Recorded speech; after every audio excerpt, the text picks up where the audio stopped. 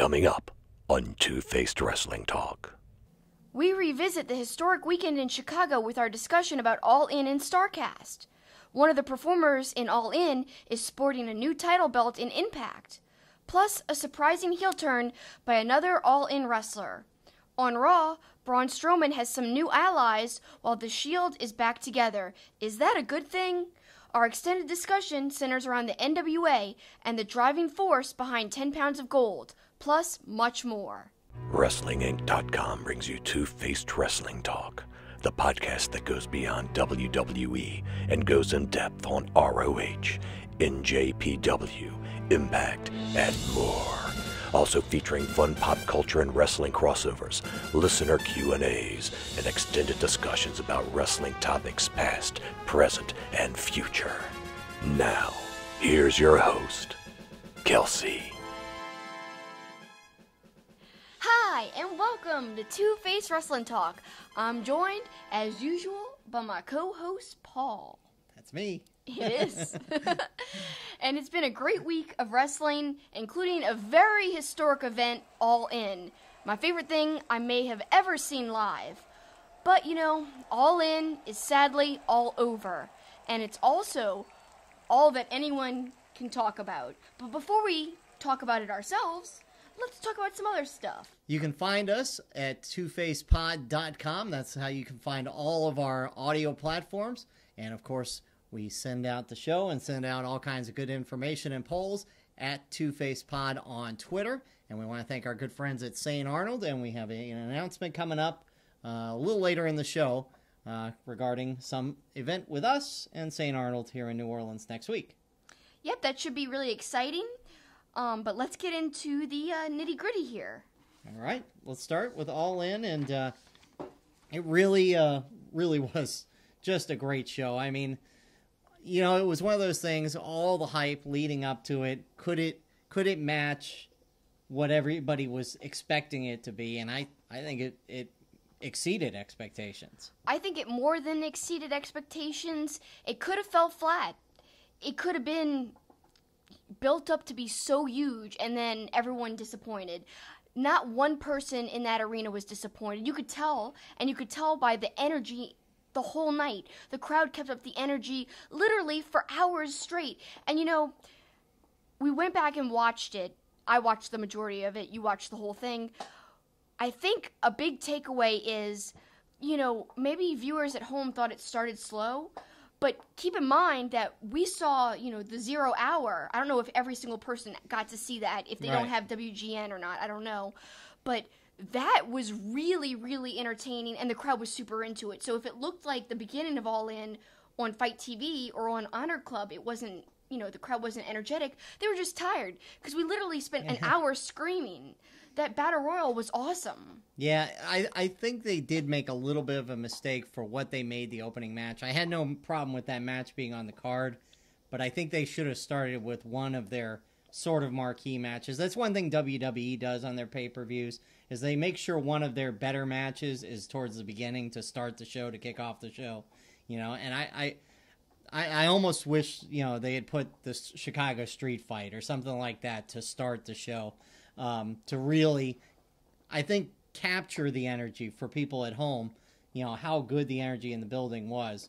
But, no, the energy was great there, and there was just a buzz. It was awesome. It was, and I don't think I can recall ever feeling that way. I had goosebumps as soon as, you know, the WGN part started, 0 hour. It's like the crowd erupted, and it was the loudest roar I've ever heard. And I don't know, it was special, and I'm so glad we were there to see it live. And, I mean, another part of the show that had an insane roar was the NWA World's title match. That was insane. The loudness of the crowd when Nick and Cody just faced off, just stood in the ring, almost like Rock and Hogan. That's what it felt like. Yeah, I mean, and that's really where I guess we should start our discussion of All In, because that really was, even though it was in the middle of the show, I think it was the apex of the show as far as emotion for so many reasons. It started when Cody was going to the ring. I mean, you could see the emotion in his eyes. He was about to cry. The crowd was roaring. I kind of felt emotional about it because it was, you just know that as he walked down the aisle, he's like, this is it. It really did all come together, and this is incredible. Yeah, it was so special as a fan. And if you had been watching, I can't kind of plug this enough, NWA's YouTube channel and their YouTube like mini documentary series called 10 Pounds of Gold, it added so many layers to this match. It had a great build-up and a great setup, and I think that added to it. But also Cody Rhodes, his YouTube channel, they had been putting out a little series called All Us. That really added to it too. Yeah, it was a great build-up all the way to this. And again, you know, you wondered if it would match up when they got in the ring. And, you know, the bell rings, they square off. Like you said, the crowd is roaring. They're kind of taking it all in. That was really awesome. And then the match itself was great. You know, it was a really good match. You know, there was one part that we're both in agreement that was clunky, and I'm sure most people agree.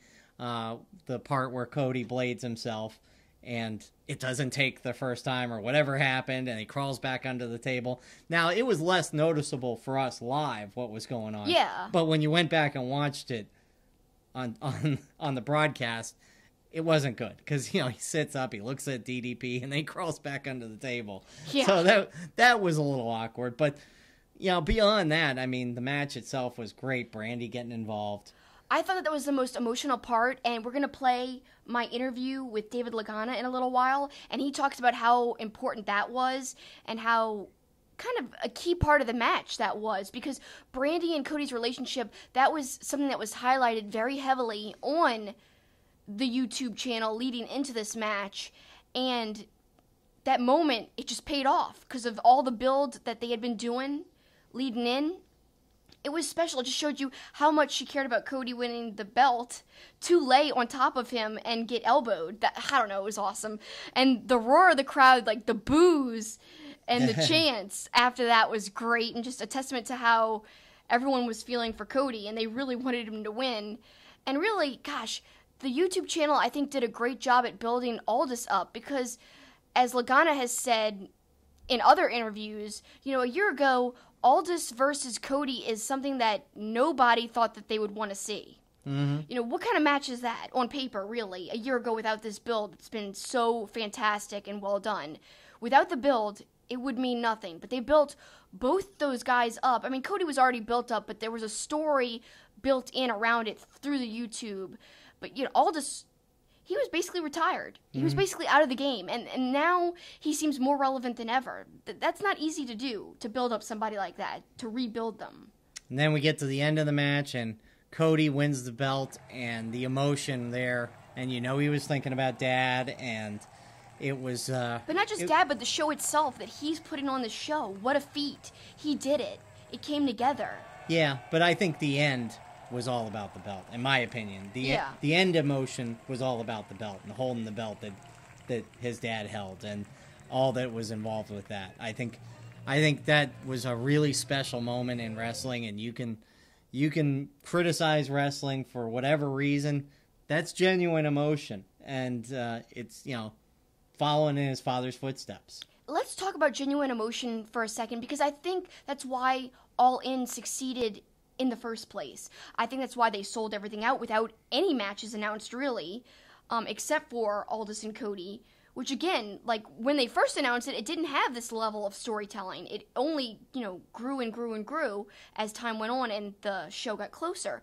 But I feel like people were so invested in the people involved in the show that that's what made the whole thing successful.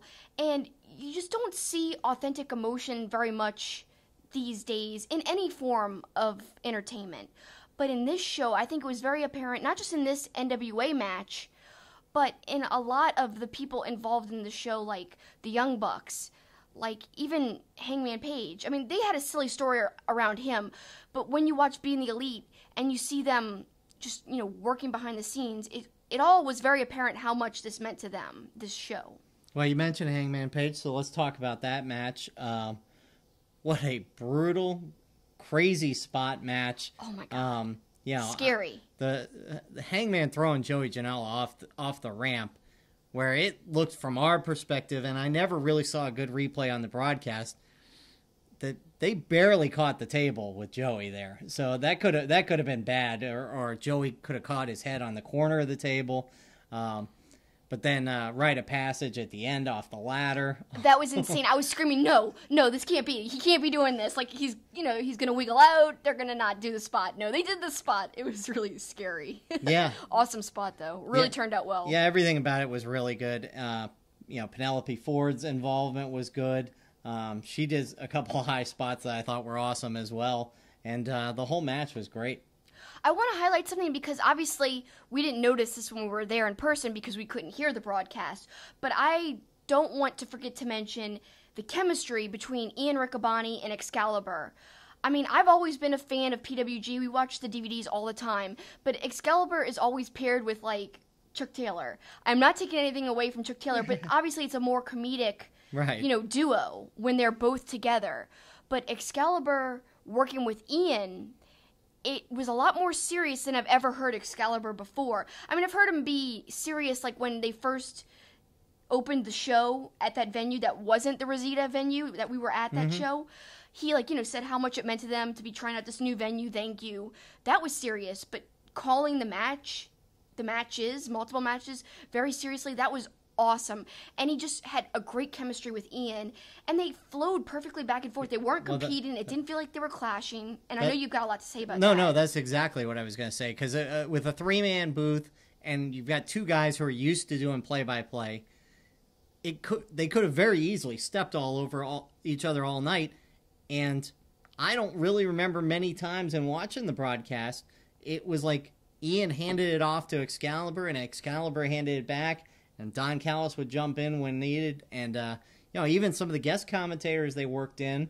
I mean, it was a great broadcast. I mean, there were some technical glitches and things like that. But as far as the broadcast team together, that was really good. Yeah, and it could have been clunky because, three-man booths are not my favorite. As you just said, not your favorite. But it worked in this instant. I mean, Callis is one of my favorite color guys. So I knew he would be, a great flavor to add into the broadcast every now and then. But really, Ian and Excalibur did a great job just batting back and forth. Because, like you said, it could have been bad, just talking over each other. Luckily, that didn't happen. Let's talk about a couple other matches. What other matches really jumped out to you? Well, obviously, I really loved Kenny and Pentagon Jr., and we had that crazy surprise, too, at the end. Right, which I thought was going to be the best match of the show. That's the one I was most looking forward to.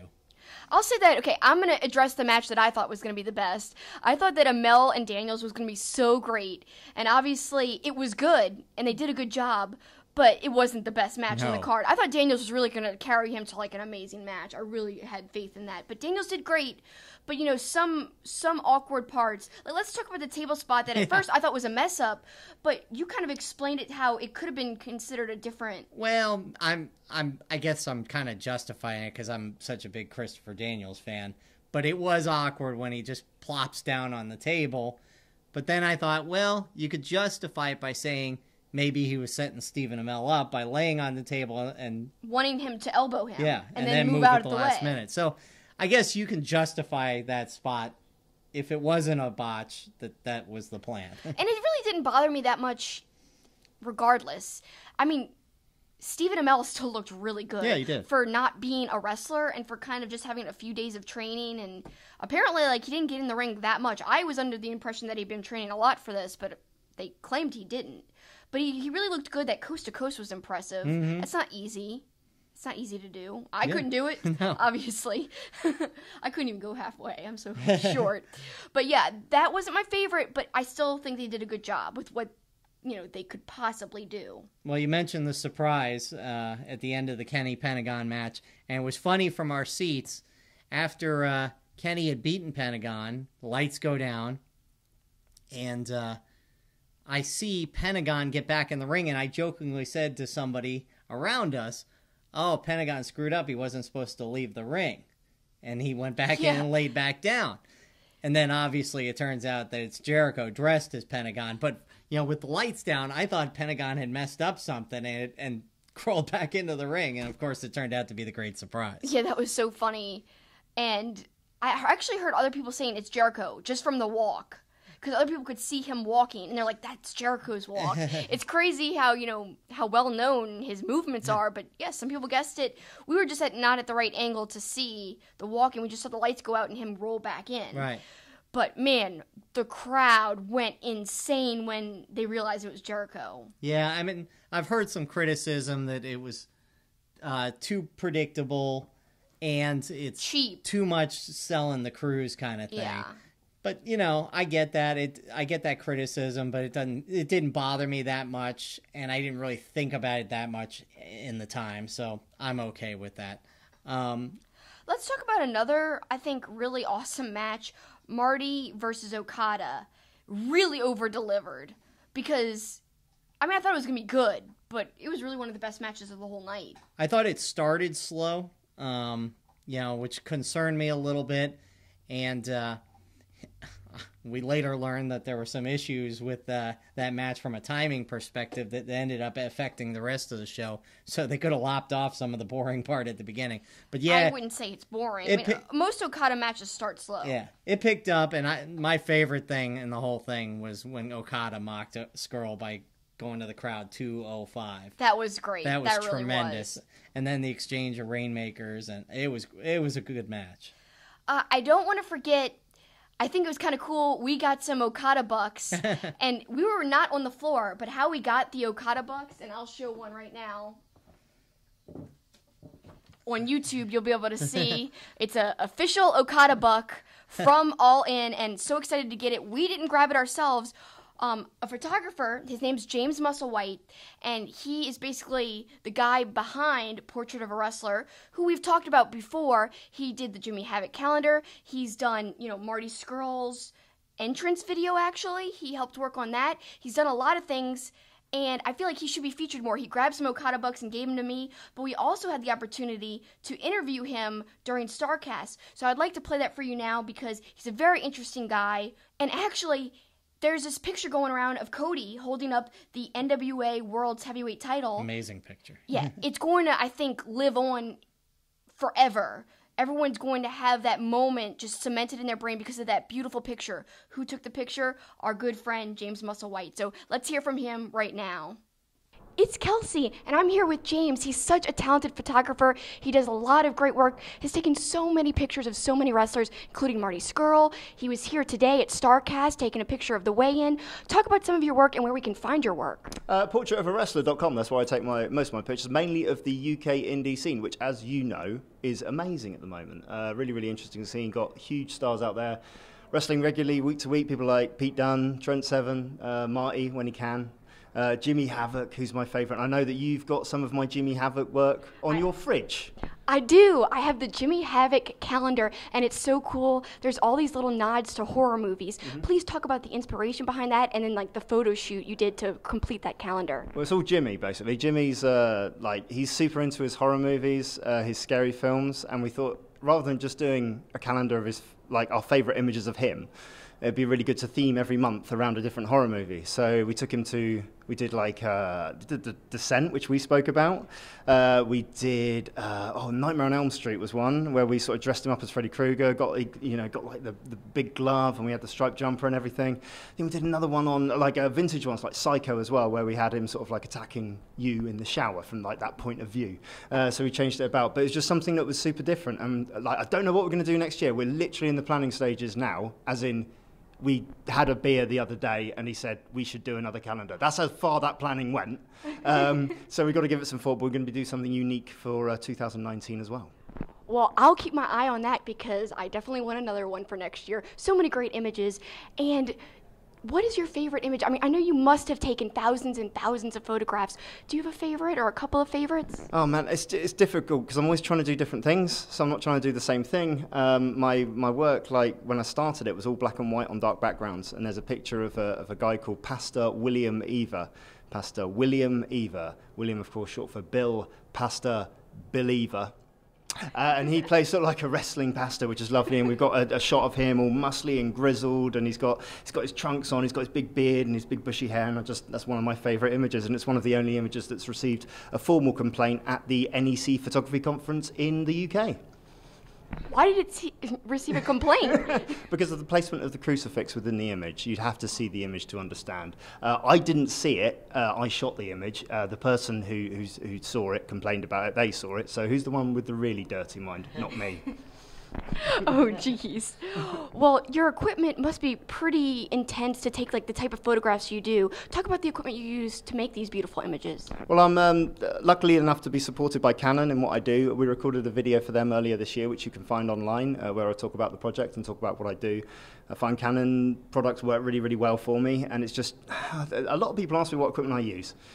I only use Canon because I chose Canon out of a shop window when I was 16 years old, because it was the only silver camera in the shop. Okay, that's why I chose it. Okay, photography is about using light, seeing light, and using the camera that you've got to capture it as best you can, not the quality or how much your lens cost. Good point there. And you know, a lot of people might not know. You did the video package for Marty Scurll. That's one of my favorite video packages like ever. Like when he comes in his entrance, that thing playing in the background, that was all you. Please talk about the inspiration behind that, why you chose, you know, the shots you chose. It's one of my favorite things ever. Thank you. You say it's all me. It's not. It's kind of a little bit me and a little bit Marty. It's a two-way street. It's a creative process. We knew that we needed to, when he went to Ring of Honor, we had to make an impact. We had to do something different, and we had to make him stand out from the rest. And Marty goes the extra mile all the time. The theme music, he sought a guy out to do that for him, to create that for him, and they worked together to create something different. Once we had the theme music in place, we could get ideas for the entrance video. And because it was about him entering a new sort of, you know, a new wrestling arena, a new wrestling ring, we just had him suddenly appear with the umbrella on the ropes, the hat stand in the ring, you know, the top hat, the jacket, and then he stood there. And we've created this character, the villain. He's not a good guy. He's not a bad guy. He's the villain. I love the entrance and I love the video because it's so perfect. It works hand in hand and it's really perfect with the music too. So that was awesome. Thank you for that information. And finally, this is such a huge weekend for wrestling. You know, I think with the Bucks and Cody, and Marty's a part of that too, what they're all doing is really revolutionary for the wrestling business. Talk about what it means to be here photographing like all this stuff going on at Starrcast and then at All In. It's legitimately the greatest honor I think that I've had, like since I started the project 4 years ago, to be invited to sort of come here and document things as they happen. And the more I walk around like Starrcast and meet vendors and meet the guys who do the podcasts and meet the guys like, you know, like yourself, and also the wrestlers that are around the industry, you sort of almost feel a changing of the guard, and you almost feel like this is an entirely new generation of the way that wrestling is absorbed by the fans. It's an absolute privilege to be here. Beautifully spoken, beautifully shot photographs. Thanks so much for your time, James. It's been a pleasure. Thank you. Thank you. Great interview with him, and some amazing pictures. Again, that Cody image will be an image that, you know, I think will live in the NWA annals, if nothing else, as a signature picture. Really awesome. I love that picture. Great job, James. Yeah, hopefully he gets rich off that. And thanks for the Okada bucks. Yes. And for the great interview as well. So let's wrap up the show itself. The Young Bucks match, teaming with Ibushi, going against Phoenix and Rey Mysterio. And Bandito. Great match. Unfortunately, it got cut short. As we mentioned, there were some timing issues for the show, so they had to cut the match short. Yeah, but being there live, it didn't feel like it was short. No, it didn't feel like anything went wrong until Matt literally said it after the show went off the air. Let's talk about the show going off the air, because that's something that not everyone saw. There might be videos circulating, obviously, people might have seen already, but it was really heartfelt. They all said they're going to stick together. That's kind of special. I'm glad to hear that. And it really sounds like they're trying to tease an All In too. But who knows if that's really going to happen. I hope so. Well, if you go back to the weigh-in at Starrcast, which we're going to talk about Starrcast here in a second, Matt Jackson says he's already ready to do this for the next 50 years. So Nick tried to tell him to slow his roll a little bit, but I think there's no doubt there's going to be a second one and a third one. I mean, it was too much of a success. But you're right, the show going off the air, I noticed it because literally their music hits and you see on the Jumbotron the end credits. And you knew, at least I did from a TV perspective, wow, they literally just got that match in before they like lost 3 seconds before they lost their satellite window or whatever it was. So that was pretty crazy. But there was lots of stuff after they went off the air about all of their heartfelt thanks to everybody, and it was good stuff. The wives were in there, and it was good. Speaking of wives, if you guys haven't checked out last week's episode of our podcast, I'm really proud of it. I think it came out really well. We did a ton of research all about the Young Bucks and how they've changed the business, and we did that podcast episode live at Starrcast before All In took place. So I think, I think they've changed the business even more now after All In. But we actually interviewed one of their wives. That's Matt's wife, Dana Massey. Yeah. And it was an awesome interview. Yeah. So thank you for that. Yeah, some good heartfelt stuff from her and how they've changed the business. And we did that on Podcastro at Starrcast. That's where we did our show last week. We hope you listened to it or watched it on YouTube and kind of could see the merch stands behind us and all that. So let's talk about Starrcast. And, we were so busy we didn't get to do as much as we really wanted to. But the few things we did, I really liked. We saw that movie screening of that documentary called Dark Side of the Ring, all about Bruiser Brody's murder in Puerto Rico. That was probably one of my favorite things we did all weekend at Starrcast because the film... Well, I call it a film. It's actually going to be a television series, but standalone, it's like a mini film. And so beautifully done, beautifully shot. A lot of recreations in there, but I thought it worked. And the guy they got to play, Bruiser Brody, and you only saw him from the back, but he looked just like him. Like the hair flowing, the walk. Just, God, so well done. And then afterwards, we heard from the creators of the show. And they were really invested in this story, and they posed a lot of good questions. We also heard from Dutch, who's in the show, the episode we saw. Yeah, some of the stuff he said he had not even heard before till he watched the documentary. He had never seen it. Yeah. He had never seen that episode until that screening when we all saw it together as a collective. Right. And so that's something to look out for on the channel Viceland, coming out in 2019. I believe they said there's 6 or 8 of them.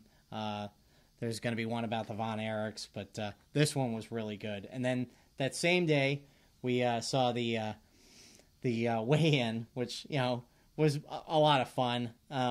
People were really into it. They were. And we got some great footage of, Cody and Aldis matching up. And when we play the Lagana interview later, the whole goal was they wanted a big fight feel to that match. And I think you can go all the way back to NWA, their YouTube, and the 10 Pounds of Gold series, but another thing that made it feel like a big fight was that weigh-in, and how intensely they looked at each other, and just stared daggers, really, at each other, and then they legit weighed themselves. Like, they took off most of their clothes, and like a real fight, had a weigh-in. Beautifully done. It really kind of added, I think, to the aura around the match, and to the excitement that everyone felt for the match. Starrcast as a whole, just kind of a fun experience. We got our great artwork from Eric Hodson. He had a stand down in the merch table, and hopefully you can see this. We'll obviously put a picture of it on YouTube. But tremendous original artwork. We got a chance to meet a lot of great fans. We've took some questions that we're going to put in the show. We gave a couple of these away, and these are going to be future giveaways as well.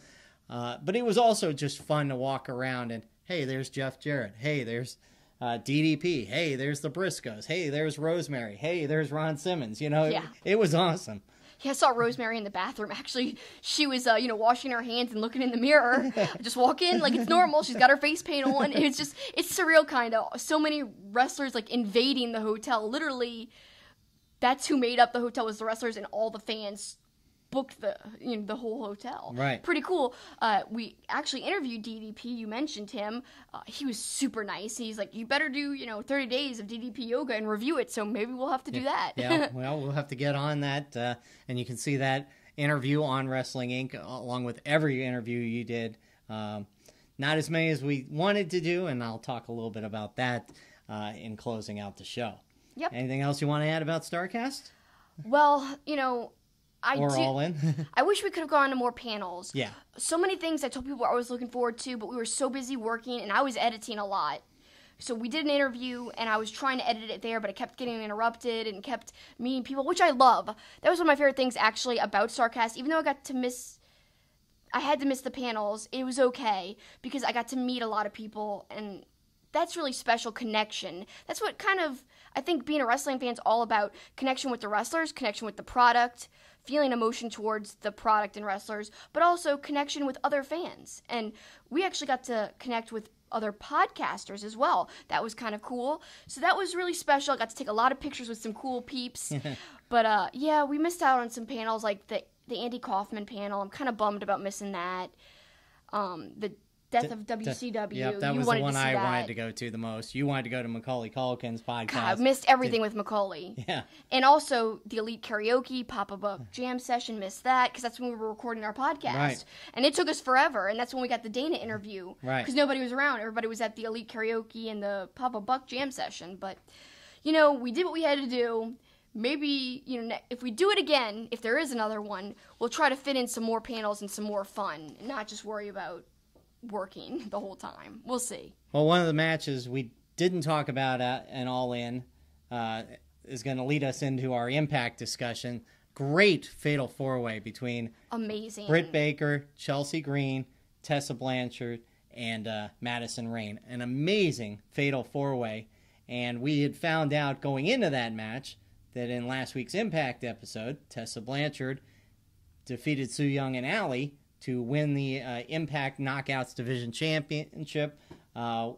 First, if you want to talk about that fatal four-way, go ahead. But also, what do you think of Tessa Blanchard as the Impact champion? I love Tessa Blanchard. I think putting the belt on her is the right decision. And how we found out about her, you know, obtaining the belt was just from some random person screaming out behind us, talking about, you know, oh, look, there's Tessa. She just won, I heard. Yeah. So we kind of heard it, you know, the scuttlebutt through the crowd. But I think she is so talented. And her entrance at All In, I don't know, something about it, the music and just the way she carries herself, I don't know, it kind of gave me chills because she's such a force. And you could tell she's a serious wrestler, and she really cares about what she's doing. Plays a great heel, but she also had a feel-good moment, you know, hugging her dad on the way to the ring. That was special. She even went back after she kind of came almost all the way down. She went back to hug him again. Really special. It's funny, as I watched that Impact triple threat match that she won the belt, I wrote in my notes, I wish I had seen that before I had seen the Fatal 4-Way at All In, because the triple threat match was good. The Fatal 4-Way match was so good with those four ladies doing some great stuff. I think the highlight of the match was probably Chelsea Green. Absolutely. The hot mess character is so amazing. I love her character, and she had some amazing sequences. She just was on point, didn't mess up anything. Really, really love her. I think we can't forget, you know, Britt Baker, obviously the least experienced out of all the women, but still did a great job, and I loved her ode to Adam Cole with his old theme song, which I do miss sometimes. I know everyone loves the Undisputed Era theme song. I kind of miss his old theme song sometimes. I also loved how she kind of flaunts being a dentist. You know, she's got the brains, but she also can do stuff in the ring. I love that. You know, she's got the power, but she's got the intelligence. Love that mix. And she was wearing her white, you know, kind of doctor's coat, but for the ring. And the joke is that she can kick your teeth out and then fix your teeth. Yeah, they talked about that at the weigh-in. Right. That was awesome. Exactly. Circling back to Impact, do we think Tessa is going to have a long title run now? I would hope so. I think if they're smart, they should keep it on her for a little while. I don't know. I mean, what is a decent title run? For TV, you know, I don't know. I don't know. I would expect her to at least carry it into the pay-per-view in October, for sure. I would hope so. I mean, that's not even that long away. No, I know, which is unbelievable. Just think about it, that we're almost... To me, a long one's a couple of months. Yeah. I'd love to see her hold it for a while, but we'll have to see. Still talking about last week's Impact a little bit. Great match between Phoenix and Cage, and then after the match, OVE attacks the Lucha Brothers. Brian Cage comes to their rescue, so that was kind of fun to see too. But the Cage Phoenix match was awesome. You know how I feel about Sami Callihan. He was at Starrcast, actually. I saw him, but I would have loved to have said hello. I don't think he was, you know, doing an event just by himself. But I did see him walking around, and I wish he would have been involved in All In. He's one of my favorites. As you know, I think he's really the star of Impact. I mean, you've got other great players involved like Phoenix and Pentagon, but someone who's just true Impact, I feel like Sami Callihan takes the cake. He's amazing. And then one guy who wasn't all in the over-the-budget Battle Royal was Moose. And in last week's show, he is paired up with Eddie Edwards. They're going against Killer Cross and Austin Aries. And Killer Cross acts like he's going to betray Austin Aries. And then Moose turns on Eddie Edwards, which is a little puzzling that all of a sudden he's helping Austin Aries after they just had the pay-per-view recently, that battle. So I wonder if they're going to play it off as he's concussed or something. I don't know. But it's kind of a strange heel turn there to go after Austin Aries. That is a strange turn, but maybe they got something planned long-term that we don't know or can't foresee. It might work out in the end and be very interesting. And then quickly on this week's Impact. I think my favorite part was when Dave Christ was mocking Sami Callihan, and it was so badly done and ridiculous, but I really loved it. And Callihan, like usual, is my favorite part of the whole show, so I don't know, that was the best. Yeah, it was like a 4-year-old mocking somebody, like, I'm going to say everything you're saying and mirror you, and he's lucky that Sami Callihan didn't beat him up. We did get the explanation on why Moose turned. Apparently he's mad Eddie Edwards didn't visit him in the hospital. That's a weak excuse. That's so weak. It was. And then Tessa Blanchard defends against Su Yung. Look good again.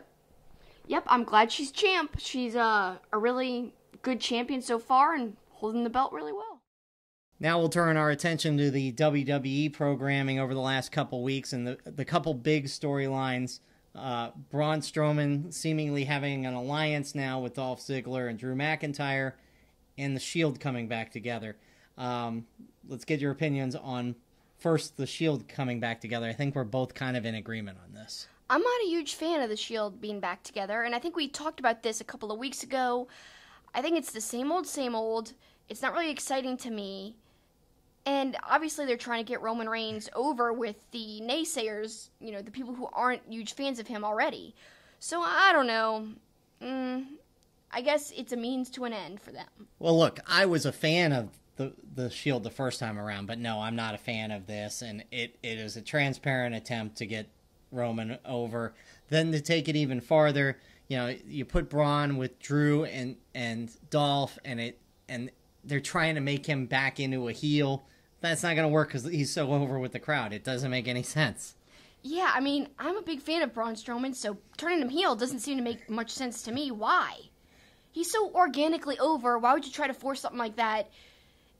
I don't know. It's just such, like you said, a blatant attempt to try to make Roman so popular. Well, yeah, especially going into this Hell in a Cell match, which I was going to get to anyways. How do you feel about them going against each other in Hell in a Cell? Doesn't seem like it fits them. Yeah, I mean, I'd rather see AJ Styles and Samoa Joe in Hell in a Cell. Yeah, that seems like the match that is perfect for it. Yeah, so what the heck? Why are we getting Roman and Braun? I mean, maybe they're going to have Braun do something fun off the top or something? I'm guessing, but still, they just don't seem like they fit that. Now, the other one, Jeff Hardy versus Randy Orton, which, by the way, 2 great video packages. Another thing that we always talk about with WWE. Really good package with Jeff Hardy leading up to that. I think that's going to be a good Hell in a Cell, but like you said, I think AJ Styles and Samoa Joe could have been the other one. I'm surprised, I thought maybe the Becky Lynch-Charlotte thing could be if they were going to do a women's Hell in a Cell, which I guess they're not going to. And then finally, the great promo between The Undertaker and Shawn Michaels. It was such a great old-school type of promo with the 2 legends in the ring. Yeah, definitely. Once you got past, Shawn Michaels plugging his stuff, his shirt, and then the network, and then blah.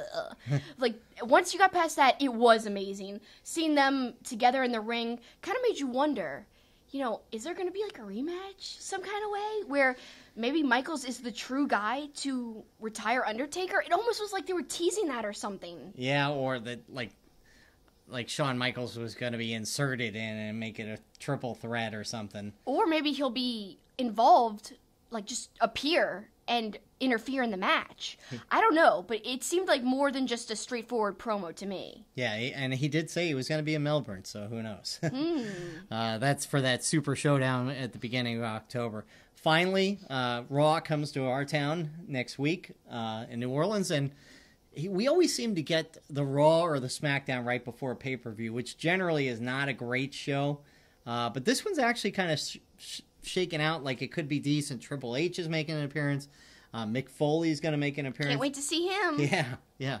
6-man tag, it looks like. The Shield versus Dolph, Drew, and Braun should be decent. Ronda Rousey's going to be in action. But the important thing to take from this is if you're in New Orleans and you're going to the show, make sure you join us after the show. We're going to have a little post-party where we'll meet and greet, give you some giveaways.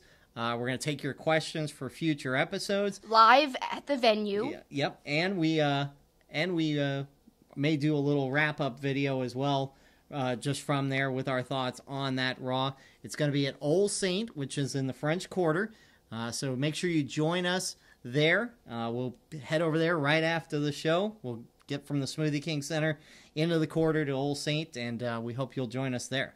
Should be a lot of fun. A chance to win one of our posters, a chance to interact with us, but more importantly, a chance to be on the show with your own voice. We're not going to be reading your questions. You're going to be saying your questions. How fun is that? And have some beer, some delicious St. Arnold beer. What could be better? Yeah, and they've got quite a few of them on tap at Old Saint, as I can attest. So. And I can attest that a lawnmower on tap is flippin' amazing. I mean, let me just say this. Having a lawnmower on draft is the reason why I didn't finish Raw or SmackDown this week, because I fell asleep after having two. Well, we hope you'll join us for that, and we hope you'll join us for our next segment. It's our Heads and Tails segment, and it's going to be an extended interview with David Lagana that Kelsi conducted at Starrcast, so come right back here on Two-Face Wrestling Talk.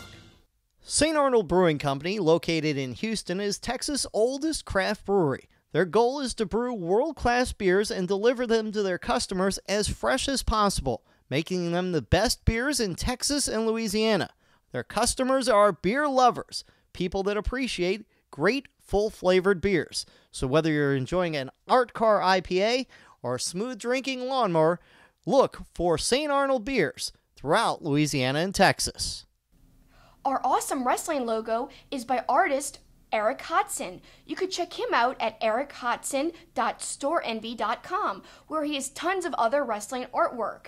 He really is an incredible artist. His Twitter handle is @DreadedDinosaur, which is named after his comic series, The Dreaded Dinosaur Man, which you can find on webtoons.com. Just search for The Dreaded Dinosaur Man, and you can read it for free. Thanks, Eric. We really love your logo. Welcome back to Two-Faced Wrestling Talk. And now, it's time for our extended discussion that we have, every now and then. Heads and Tails.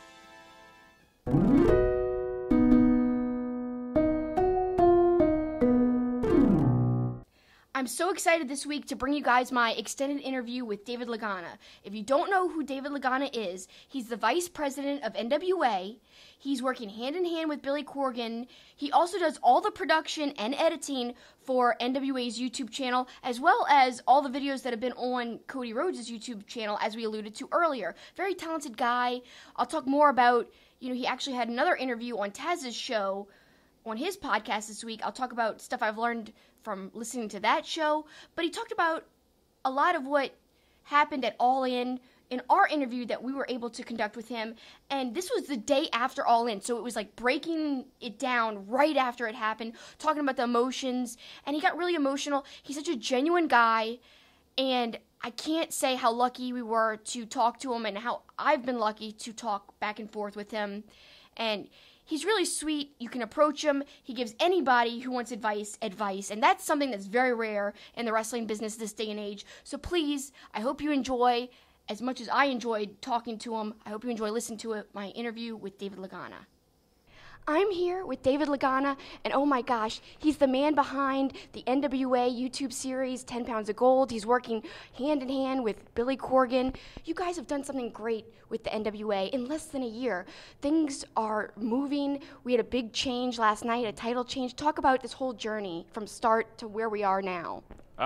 This last year has really been a commitment to creating something different, and you and I have talked a lot about creating your own content and all this stuff. A lot of people were like, oh, the NWA means nothing without a television deal. And really, I think this year is about proving a point that you can do anything. And the fact that Cody and the Bucks put us on this stage with them based around the same content idea. You know, this show was sold on being the elite. Ring of Honor definitely helps. They're under contract to Ring of Honor. You know, Cody is not under an NWA contract. We have an agreement. As everybody that ever wrestles for the NWA title, there's an agreement going in. If we decide or you win the championship, you have a commitment to carry on the legacy. And if you disgrace that legacy, you will disgrace yourself. So Cody understands that. You know, everybody that's wrestled for the belt, I said, you may have to pick up the schedule if it takes off. Cabana knew that. James Ellsworth knew that. Crimson, everybody that's wrestled for the title in the last year understands the value of that title, and I think that's what the content we've created. Definitely, and you know, the feeling in the building last night when Cody won, just talk about that, because I think something that you've done very well in the 10 Pounds of Gold series is build the emotion around that match. And going in, he looked so emotional, and you conveyed that too in a few episodes leading into the match. Just talk about the whole thing. I'll talk about a moment that happened before that I think, and I texted Nick Aldis this morning about it. Like, again, a year ago, you know, when I reached out to Nick, we didn't know what we were going to do with this far, but, you know, the work that everybody put in, from Nick to Tim Storm, like, I'm so happy that Tim Storm was able to come. Like, you know, Nick said, hey, what if we bring Tim? And I was like, he deserves it. He deserves to walk out on that stage, because we wouldn't have been here without Tim believing in us. Nick believed. Everybody that was Sam Shaw. Like, Sam Shaw was the voiceover guy. We call him Tim Storm's voice, because a decision was made to make him the voice of Tim Storm moving forward as far as the series. Now, we haven't used Sam because Sam has a relationship with Nick, and it would feel weird. So, like, everybody that walked out that was involved, Jeff Jarrett's promoting our 70th anniversary show, and obviously a big part of not only Nick's career, but my career. I wouldn't have went to TNA if it wasn't for Jeff Jarrett. So, like, everybody that walked out, Daivari best friends with Nick, everybody that was emotionally attached. So the moment that I don't want to say proudest, but the moment that I felt the most was a culmination of everybody's work, including Cody and Nick and Matt, was when they walked out. We had the big fight feel. We had a plan. Our plan was to make you care about that match. And when they were standing there and the crowd was going insane, that to me was everything. After that, it's just gravy. You know what I mean? Like, after that, you know, Cody winning was the easy moment to get to. Anybody could have done that moment at any time and you would have had the emotion. But the fact that everything's stacked to it, and how it made him feel. And I talked to him this morning, and I don't even think he really processed it, because he had so much else going on in his mind. His show, making sure this person got paid, make sure this person had a hotel room, that it hasn't really sunk in. Even this morning it hadn't. He showed me the belt, and it had blood on it. And he was even like, he's like, I'm sorry. He has such respect for that belt. He's like, I'm sorry I bled on the belt.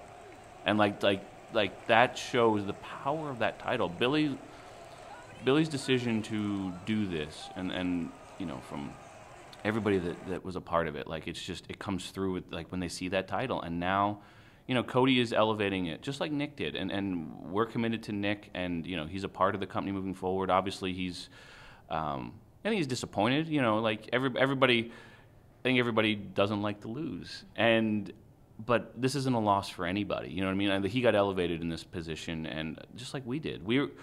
I don't like using the term island of misfit toys, because that's what people said about ECW, but we're a group of guys that had a lot to prove, including Nick, Mac, and Cody. We're these two separate camps that came together with very little ego to do this. And so for Cody to win, like, and I wrote this long thing I put on my Instagram today about what Dusty meant to me and my family and the respect. And I talked to his wife, Michelle, today, and just thanked her for how much the family made me feel comfortable over the last 10 years. So, like, for me, that's the moment that's important. I mean, it's just so cool, because you don't often see, like, the people behind the scenes, this invested. Everything about this is so special. And I mean, I hate to keep using the word historic, but it really is true. What you've done, I mean, and what everyone involved has done, it's just something that I don't think has been done in the recent past.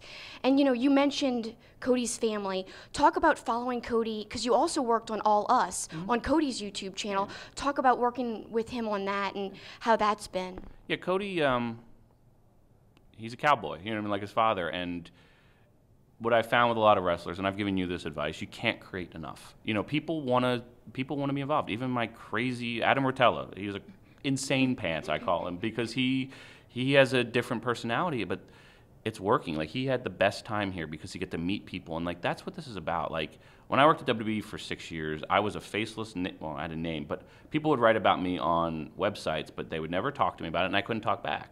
now I can talk. Like, you and I have talked for, I think, 6 or 8 months, and, like, I made sure I wanted to do this interview with you because you have done something really amazing, and I've invested in you and your channel because I believe it's worth it. And you're doing great stuff. Like, for me, investing in Cody was easy.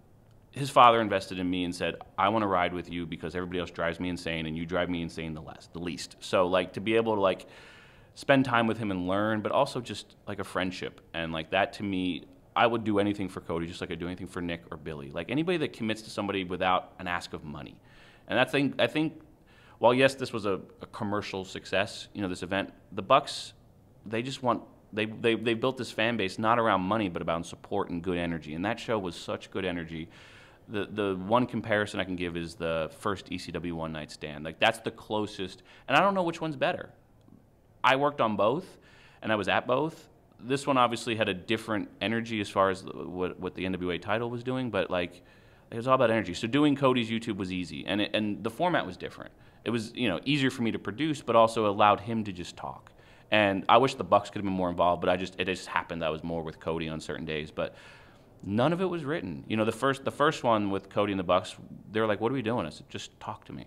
Just tell me how you're feeling." And, like, we just asked questions, and they laid it all out. And I think there's nothing wrong with being transparent. And we termed this phrase right after Nick won the title of the authentic era, and I said it on Busted Open on December 9th or 10th. This is the authentic era, and it played out last night, and that was 8-9 months ago. First, thank you for supporting me. Like, this interview means so much, and our talks have meant so much to me. So thank you, first off, for that. Like, it's been invaluable to me. But secondly, like, let's examine a little further your relationship with Dusty. Specifically, going back to NWA's YouTube channel, the Dream versus Reality video, that was really special and really emotional, and, like, watching it, you know, I teared up. Like, just talk about kind of examining their relationship, Dusty and Cody, but also Brandy had a really big part in that episode too. I thought that was really heartfelt and awesome. Just anything you have to say about the making of that and how emotional that was for you. You know, we call it, I don't want to call it the Dusty card, but it's the easiest card to play in the deck. And it was important. 3 things in an episode are very important. Obviously, Dusty was important, but also Nick Aldis was important. Like Nick came and brought everything in this story, and, you know, to make sure the best part is reading the comments after. I don't know if you read your comments after you post a video, and like I love engaging with people, and the best is there was a guy yesterday who was like, "Dave Meltzer shouldn't have been in your video." I said, "Why?" I said, "Why should you exclude him?" "Well, they excluded this person, that person." I was like, "Cool, go make something. You know, go make something, but don't comment on somebody else's." So, like, to me, seeing how people commented on Nick and, like, I don't know who should win, like, that was exactly what we're going for. So for that was the Dream versus Reality, because the reality is if Nick won, it's a much different story, but is equally as interesting story. But Brandy is amazing. I don't know if anyone who's ever spent time with Brandy and Cody's description of her as Spock, like, that's their relationship. And, you know, I've spent a lot of time with them, you know. Right when he left WWE and he made the list, I went to their house, and with no misgivings, I wanted him. He was interested in coming to TNA, but that's not why I went. I actually went to sit with him just to see, hey, like, listen, he had a gift for me. Like, basically, the Dusty guys got a gift, and it was this knife. He had these pocket knives that he had kept and all that stuff, and it meant the world that he gave it to me. But I said, hey, listen, I said, your list, I'd love to document it. And then this was before I did 30 Days with Billy. And I said, I don't know what it is. I said, I don't want to do a documentary we try and sell. I want to do a documentary every week and put it out. And, you know, at the time, he was trying to figure out what he was going to do. And then he came to TNA, and then all of the TNA stuff happened. So we got distracted. And then so, you know, as we move forward, Billy always made sure, said, hey, let Cody know what we're doing. So he's involved, especially when we got the NWA with his father's legacy. So, you know, and Brandy's a part of that. Like a strong couple like that, I always make sure to try and include Brandy in every sort of business and family discussion. Like, when I went and did that interview, we sat and talked. I'm like, tell me what you want to get out of this.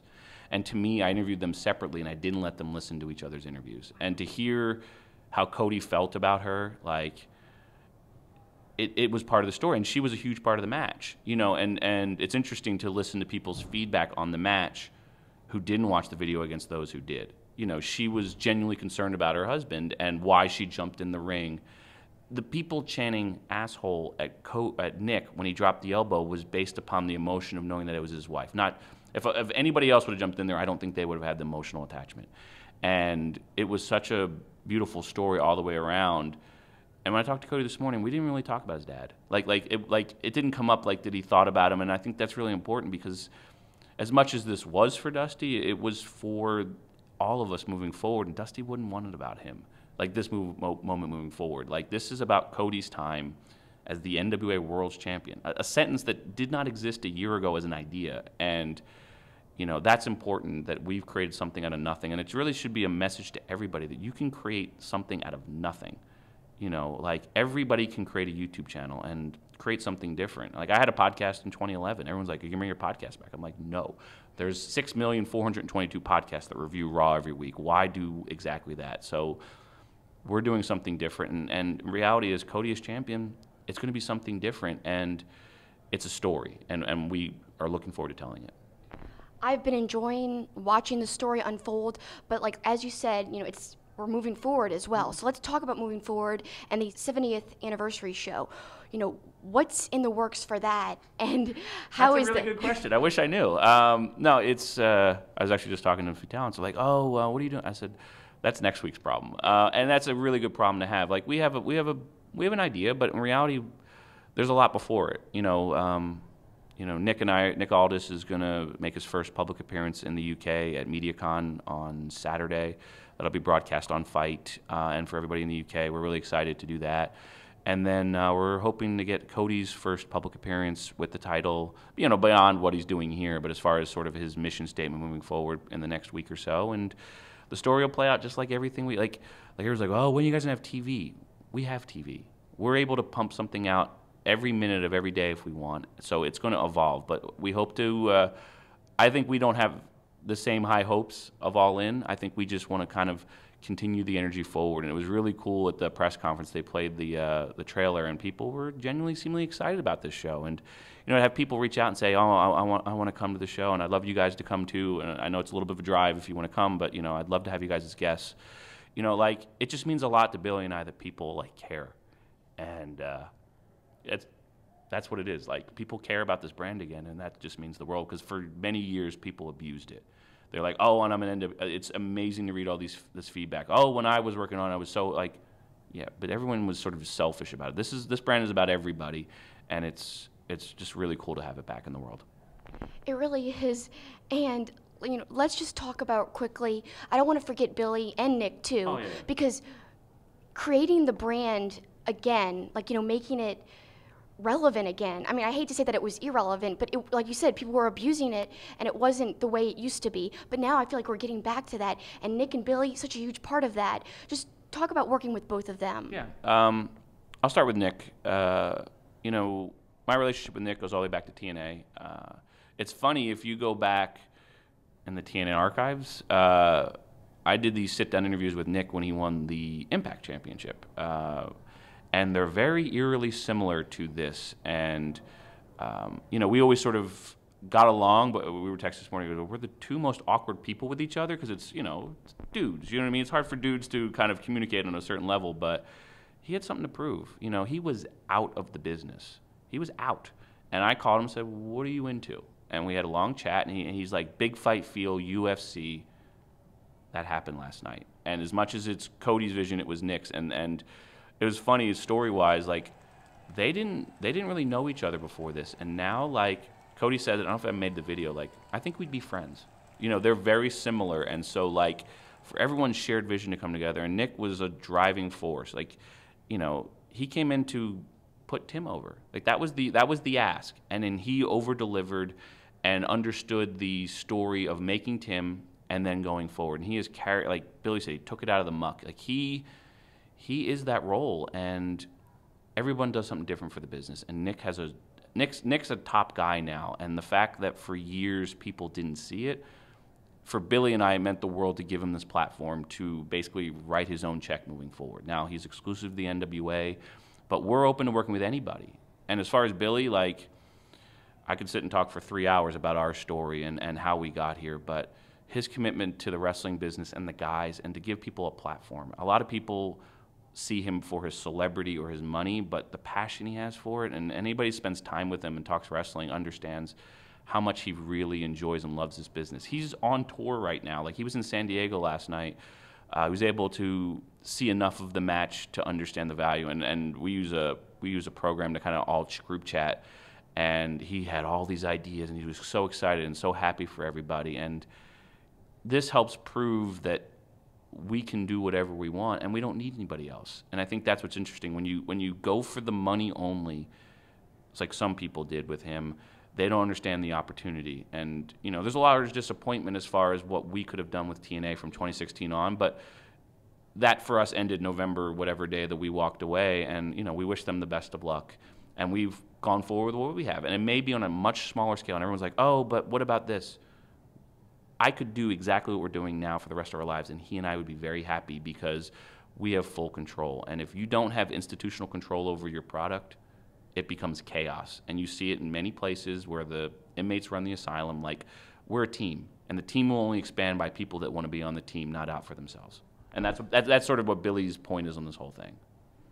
Yeah, Billy, he's had some of the best, like, interview bites on your YouTube series. Just such a great mind for the business that comes off so obvious. And I just want to thank him and you for what you've done building this brand up, because it's so enjoyable as a fan to watch this unfold. It's like, it's really special. I hate to keep overusing that word, but it's true. Well, it's genuine. You know what I mean? I didn't reach out to you other than I thought you had something fun and different. My friend who you met last year, she goes, she's so cute and lovable and like all that stuff. Like, it's important that people that have a passion for the business tell it and not feel talked down to. Like, it drives me insane when people talk down to each other on Twitter. And, like, I always sort of match energy. If you're a dick, you're going to get treated like a dick back. And, like, if you're snarky, and then, like, why? Like, we can all be nice. We can have a discussion, but, like it's, like, we want to push something different, and we'll work with anybody that wants to work in positive in the business to help everybody. And that's what I think we're doing. Yeah, and I thank you for that, and I just can't wait to see what's gonna happen going forward. Me too. I'd love to know, but that's the part. Like, our plan is to always be roll with the punches and always level up. And I think that, like Nick said, every time we level up, and it's just amazing. Like, I can't picture how the level up's gonna go next, but every step has been one step higher. So just tell everyone where we can find NWA, where we could find you, and just anything else you want to say. Yeah, everything should be NWA on various socials, so it's youtube.com/NWA. It's the same with Facebook, Twitter, Instagram. I want to thank Jeremy McPeak, who helped us get all these accounts. Like, Jeremy is like an unsung hero in our world, and we appreciate him because he actually produces... He used to work at the Phoenix Suns, and he's a smart guy. I actually think he's working for the XFL. I don't know if I'm supposed to say that, but he is. And he loves the business. He loves the sports, and like anybody that helps us, we're very appreciative. So everything's NWA on YouTube, and you Google it. And I've had the same email address since 1994, and my Twitter's @Lagana, and it's just I've never shy away from talking to anybody because I enjoy communicating and hearing people's opinions. So I appreciate you doing this with me. I really do. No, I appreciate it, really. Thank you so much, David. I appreciate your time. So that was a great interview. A lot of good information. And look, this guy has forgotten more about the wrestling business than we've ever known. I mean, I thought the most poignant part of that interview was comparing All In to the ECW One Night Stand. I thought, that showed how big All In was, and as far as the emotion, and he would know. Going even further past that comparison, I think another great part of the interview is where he said that, the ending was easy. Getting that pop when Cody won, that could have happened no matter what. But getting the pop at the beginning, the crowd going wild with them just standing in the ring at the beginning, that was the hard part. And how he did that was the NWA YouTube channel and building that story like we've been talking about this whole episode. And I keep reiterating it because it's true. Not everybody can build up a story without a television deal. Right. They did that successfully, and that's important. Content creation on YouTube is such a big thing, and that's something that Lagana has preached over and over again with, his talks with me personally, but also in his other interviews. And he actually was recently on, like I said, the Taz show, and that is a fascinating interview. He talked about how he kind of retaught himself how to edit when he was back at TNA. He started basically shooting and editing again. And so he does this project all by himself. It's a very passionate project that he's taken upon himself. And Corgan also, Billy Corgan, who is working side by side with Lagana, they're building this brand up from nothing. As we said in the interview, it was kind of tarnished. And it was tossed aside and forgotten about. And now they're trying to, take an old school brand, but give it like new school values. And he said that in his interview with Taz. I think something awesome about the interview that he had with Taz is their rapport. You could totally tell that they've worked very closely together from their time working on SmackDown, which they were really integral parts of the writing staff of that. So kind of cool to hear their stories, their inside jokes. And, Lagana talks about Dusty like he did in our interview. He actually kind of repeated some of the stuff he said about in our interview with us, but we had it first. It's the kind of cool part.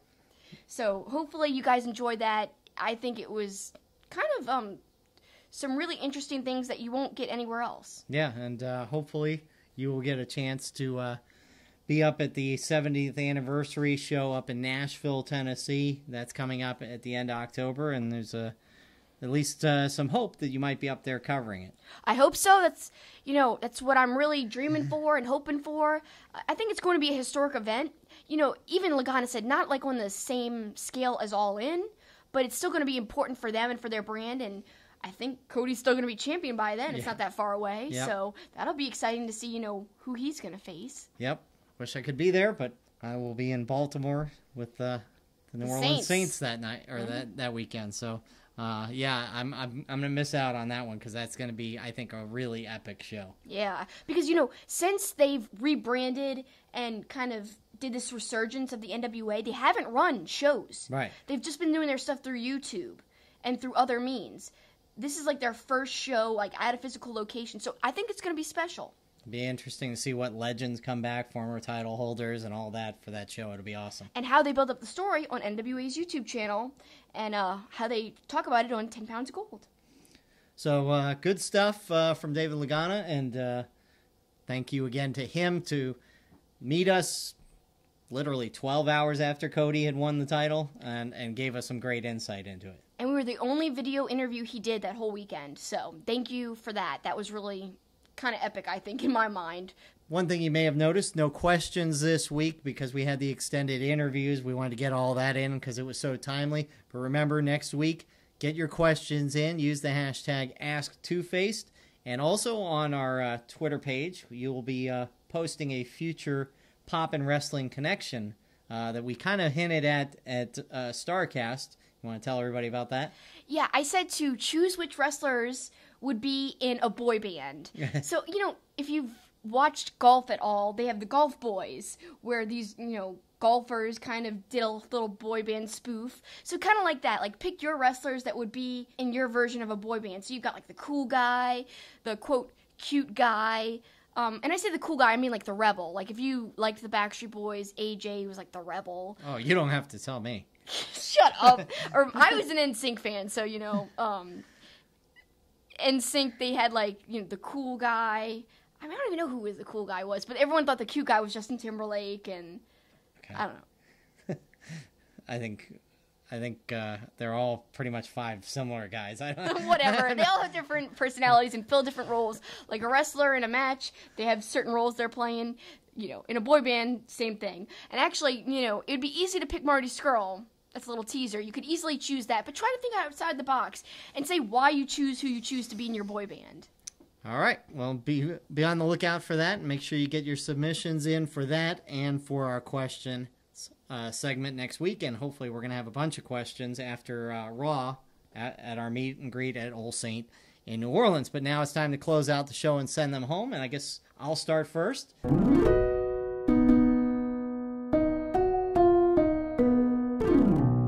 And we've talked in glowing terms about All In, but we can't, pretend that everything was perfect on. You can't. You must address it. No. I think it's only fair to talk about, there were things that didn't go well. You're right. Starrcast. Starting with that. Let's just say we didn't get everything we were led to believe we were going to get. Let's put it that way.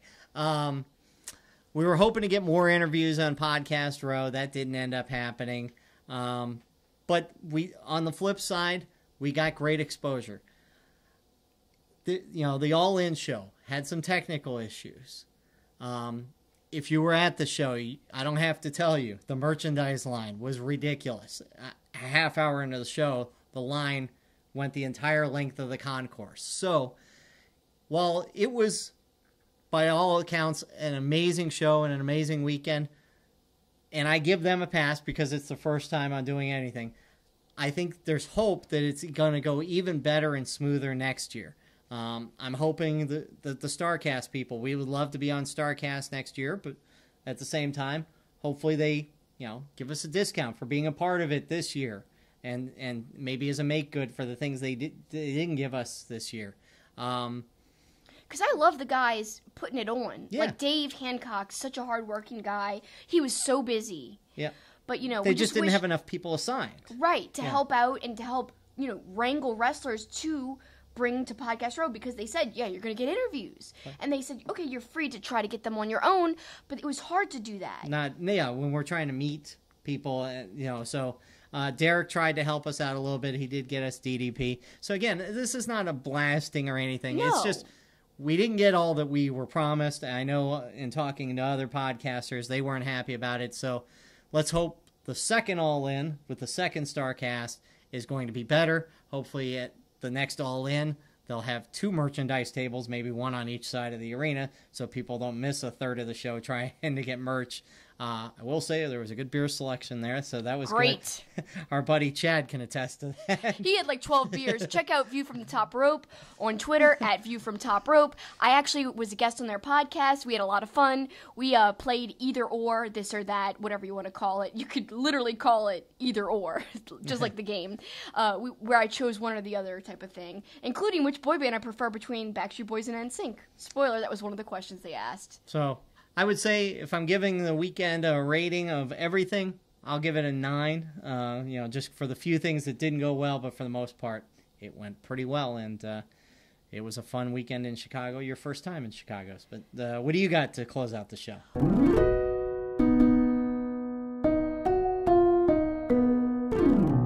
So before I get to my closing out the show, I just want to quickly address some of the things you talked about.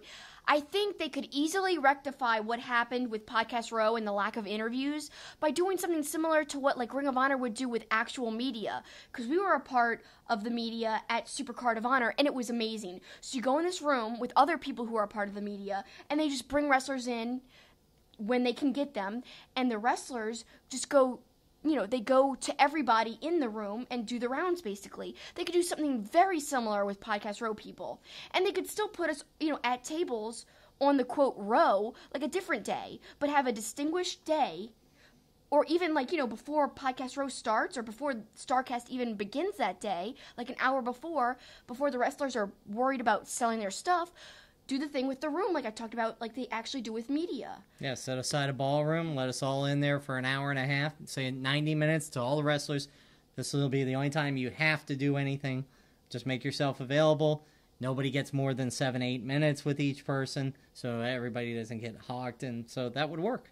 Yeah, I think that would be a super simple solution, and I hope to see something like that implemented next year, because I'd love to be a part of it again. Mm-hmm. And like I said, I have nothing but respect and love for the people putting it on, but, there could always be improvements. Heck, if I was running an event, I'm sure there's things I could have done better if it was the first time. That is true. But I'll say you kind of rated the whole weekend. I'm going to rate All In as a 10, because that was something I'll never forget for my whole life. Something truly I am honored to say I was there, to witness. It was literally a part of history that we'll always know we were there for the first one, if there are more than one. Which there will be. I hope so, because I'd be looking forward to another one. And for my closing out the show, I just want to plug again all the wonderful people we interviewed. I want to thank James Musselwhite, which you heard from earlier in our show, but also you didn't hear from Eric Hodson. My interview with him is on Wrestling Inc.'s YouTube channel. Please check that out. He's so talented, I can't sing his praises enough. And, making that custom piece of art for us, I don't know. I'm so grateful. And other exclusive artwork for Starrcast. I mean, he did some amazing stuff. The Marty Skrull lounge singer looking thing was great. Yeah, for the karaoke, that was an awesome piece of art. And then I also want to plug my interview with Dylan Spears, who worked on some of the Elite remixes. He did a Marty Scurll remix. That's on my own YouTube channel, Super Kicking It with Kelsi. You could also kind of find a link to that on my Twitter at Super Kicking It with a G, SuperKickingIt. Please check that out. Dylan was so nice, and he was a part of the jam session with Papa Buck. So I love talking to him. Super nice guy. And actually, we'll be releasing an interview with Ron Funches soon as well. Also, again, like I said, my friends, View from the Top Rope. I was on their podcast. We talked about All In and what we were looking forward to. That was right before the show, so check that out. And don't forget MJF crashing our table, too. Oh, yes, I forgot about that. I'm actually going to put that up on Patreon for my patron members. Yeah, and that's some funny stuff. That was not a straightforward interview. That was complete shoot the whole way. Yeah, it was funny. I love that guy. He's very, very charismatic, and he's going to go far. I loved his match, by the way, as well. So that'll do it for us for this edition of Two-Face Wrestling Talk. Thanks so much for listening and or watching if you're checking us out on YouTube. And remember, if you're in New Orleans for Raw, make sure you join us at Old Saint Monday night, right after Raw. We'll be there. We'll take your questions. We'll throw back a couple St. Arnold's and have a good time. Yep, can't wait. Hope to see you there if you're in New Orleans. And thanks to all you guys listening or watching at home. That's the finish.